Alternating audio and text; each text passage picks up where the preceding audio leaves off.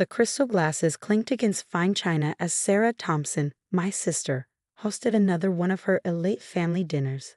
I sat quietly at the far end of the table, watching my brother-in-law Marcus, the self-proclaimed business genius, hold court with his usual audience of admirers. At 42, he wore his CEO status like a crown, each word dripping with the kind of confidence that only came from never having faced real failure. And that's how I closed the Anderson merger, he concluded, basking in the appreciative murmurs from our gathered family. Biggest deal of the quarter. Some people just understand business at a different level. His eyes flickered to me, lips curling into what my sister probably thought was a charming smile. I took another sip of wine, already knowing what was coming. These monthly family dinners had become Marcus's favorite stage for his particular brand of subtle cruelty. Speaking of business, he turned fully towards me now. Claire, how's that little, what do you call it, consulting thing of yours? It's going well, I replied evenly, noting how my sister Sarah straightened in her chair, eager for the show to begin. At 38, I learned that the best defense against Marcus's barbs was calm dignity. Still working from home, right? He chuckled, swirling his expensive bourbon. You know, when Sarah told me her sister was in business too, I expected something more professional. How can anyone take you seriously without even a proper office? My mother shifted uncomfortably but said nothing. Dad suddenly found his roasted vegetables fascinating. They'd long ago chosen their side in the family dynamic, and it wasn't mine. My clients seemed satisfied, I said, spearing a piece of perfectly cooked salmon. Marcus had insisted on catering from the city's most expensive restaurant, another chance to display his wealth. Clients? Marcus barked out of a laugh. Is that what we're calling the local coffee shops and boutiques now? You know, Claire, if you ever want real business advice. Actually, a deep voice cut through the dining room. Our client list is quite impressive. All heads turned to Richard Anderson. Yes, that Anderson, of the merger Marcus had just been bragging about. He'd been quietly observing from the other end of the table, where Marcus had seated him as the guest of honor. In fact, Anderson continued, setting down his fork, my daughter's company has been trying to get on her waiting list for months. Claire's firm is rather selective about who they take on. The silence that fell over the table was absolute. I could hear Sarah's sharp intake of breath, see Marcus's face transition from confidence to confusion. Your daughter's company, Marcus managed, his voice suddenly less certain. Megan Anderson, CEO of Horizon Tech. Richard smiled warmly in my direction. Claire's firm handled the Matthews Group acquisition last year. Brilliant strategy, by the way. When Megan told me who was behind it, I could hardly believe someone so young had orchestrated such a complex deal. But then, real talent doesn't need corner offices to prove itself, does it? I watched the color drain from Marcus's face as realization dawned. The Matthews acquisition had been the talk of the business world, a $400 million deal that had transformed the tech landscape, and I'd orchestrated it from my home office, the one he'd been mocking moments before. I had no idea, Marcus stammered, his earlier bravado evaporating. Obviously, I replied softly, allowing myself a small smile. More wine, anyone? Sarah's hand shook as she gripped her glass, her perfect hostess composure cracking. Our mother's mouth had fallen open slightly, and Dad was now staring at me as if seeing me for the first time. Claire, Marcus started, his tone shifting to something almost ingratiating. Why did you ever mention that I handle major corporate acquisitions, that my little consulting thing advises Fortune 500 companies? I set down my wine glass carefully. You never asked, Marcus. You were too busy telling everyone how successful you are. Richard Anderson chuckled. And speaking of success, Claire, I hope you'll consider taking Horizon Tech on as a client. Megan's been quite persistent about wanting to work with you. Of course, Marcus jumped in. Anything for family. I'm sure Claire would be happy to.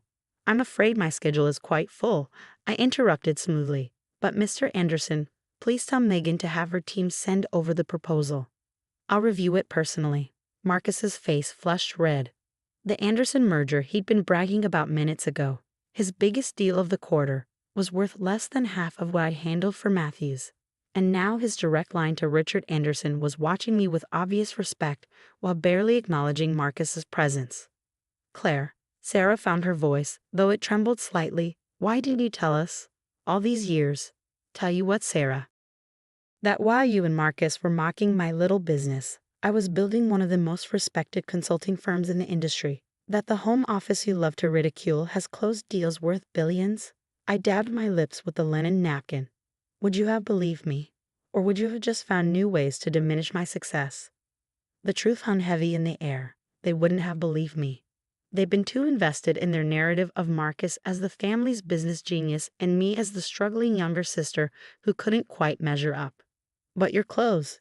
Sarah gestured weakly at my simple black dress. Your car, you live in that small house. Because I don't need to prove anything to anyone, I replied. Success speaks for itself. It doesn't need designer labels or luxury cars to be real. Richard Anderson nodded approvingly. That's precisely why your reputation in the industry is so sterling, Claire. No flash, all substance. The exact opposite of. His eyes flickered to Marcus briefly. Certain other approaches. Marcus's hand tightened around his bourbon glass. His carefully cultivated image of business brilliance was crumbling, and with it his standing in the family. But I wasn't done yet. Not even close. Mr. Anderson, I turned to Richard, ignoring Marcus's attempts to catch my eye. I'd love to hear more about Horizon Tech's expansion plans. Perhaps over dinner next week. I know a wonderful little place. The new French restaurant on Fifth. Marcus interjected desperately. I'm a member there. I cold. Actually, I smiled. I own it. One of my small side investments. Nothing like running a major corporation, of course, but it turns a nice profit. The restaurant Marcus had been trying to get a membership to for months. The one he bragged about finally getting into. He'd never known that every time he dined there, he'd been in my establishment. Sarah's wine glass slipped from her fingers, staining the pristine tablecloth red. But for once she didn't rush to clean it up. She was too busy staring at me, really seeing me for the first time in years. The thing about success, I continued, standing up from the table, is that it doesn't need an audience to be real. While you were all focused on Marcus's latest promotion or Sarah's country club membership, I was building something lasting, something real. I reached for my simple leather handbag, not designer, but handmade by an artisan I'd helped start their business. Thank you for dinner, Sarah. Mr. Anderson, I'll have my office contact you about that dinner next week. As I walked toward the door, I heard Marcus's strained voice. Claire, wait, perhaps we should discuss. Discuss what? I turned back briefly. How you spent years mocking my business?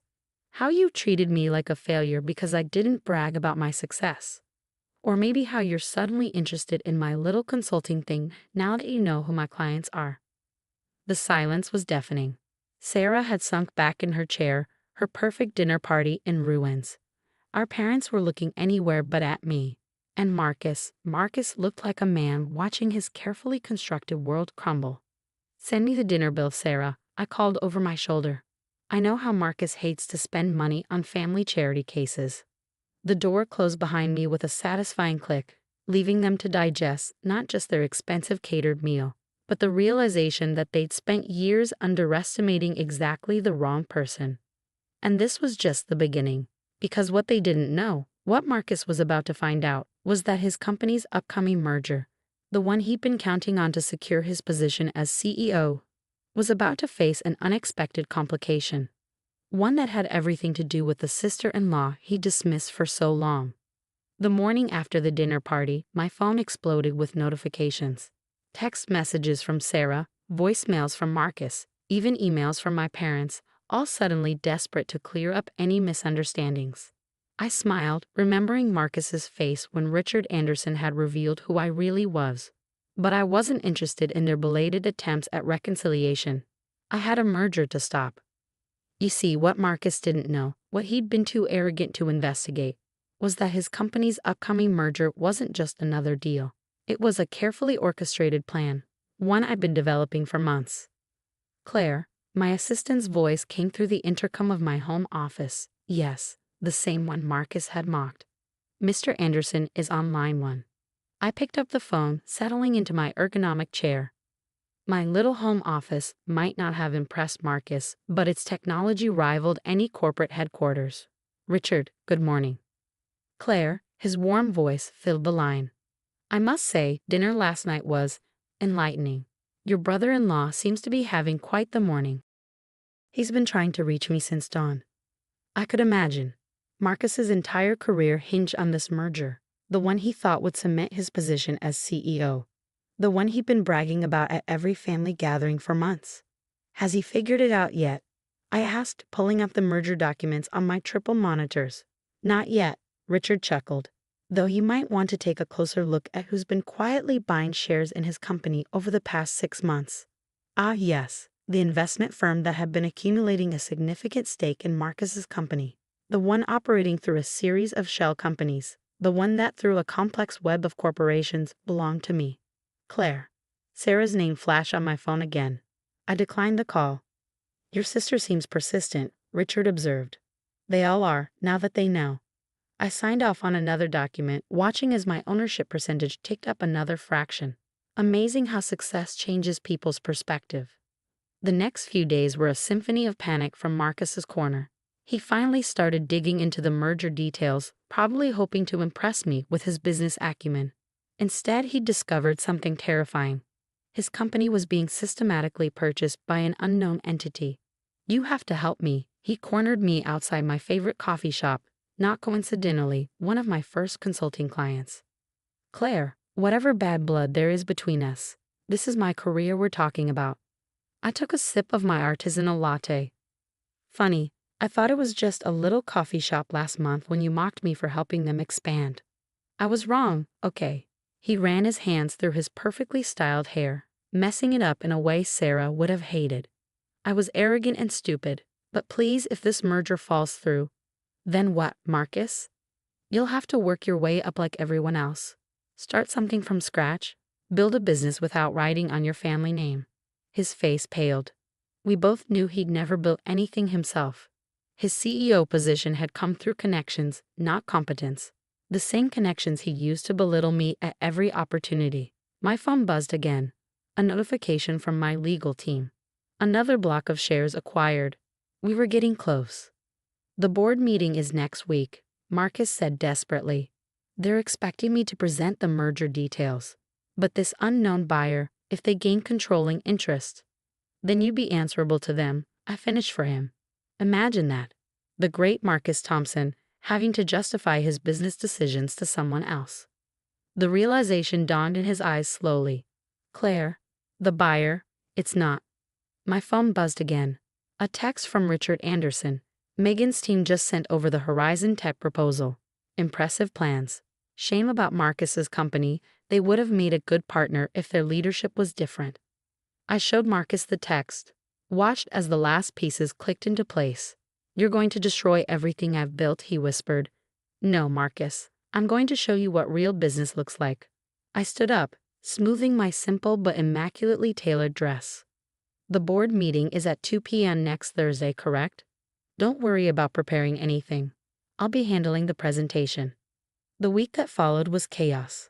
Sarah showed up at my house twice, begging me to reconsider. He's family, she pleaded, as if she hadn't spent years treating me like an embarrassment. My parents tried next.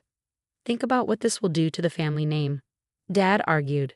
The same family name that hadn't stopped them from laughing at Marcus's jokes about my cute little business. But the real satisfaction came at the board meeting. I walked into the room Marcus had dominated for so long, taking my seat at the head of the table. The other board members, old men who'd never questioned Marcus's leadership, stared in confusion. Gentlemen, I began, as Marcus slumped in his chair. I represent Quantum Ventures, the investment firm that now holds a controlling interest in this company. We've reviewed the proposed merger extensively, and we have some concerns about the current leadership strategy. For the next hour, I methodically laid out every mistake Marcus had made, every rushed decision, every missed opportunity, every instance where he chosen flash over substance. The board members' expressions shifted from confusion to concern to outright alarm. Therefore, I concluded, our first act as majority shareholder will be to recommend new leadership. Someone who understands that real business success isn't about corner offices or country club memberships. It's about solid strategy, careful planning, and actual results. Marcus stood up, his face red. You can't do this. I built this company. Did you? I pulled out a folder. Because our analysis shows that company value has actually decreased under your leadership. The only thing keeping your position secure was this merger, a merger that as of this morning is no longer happening.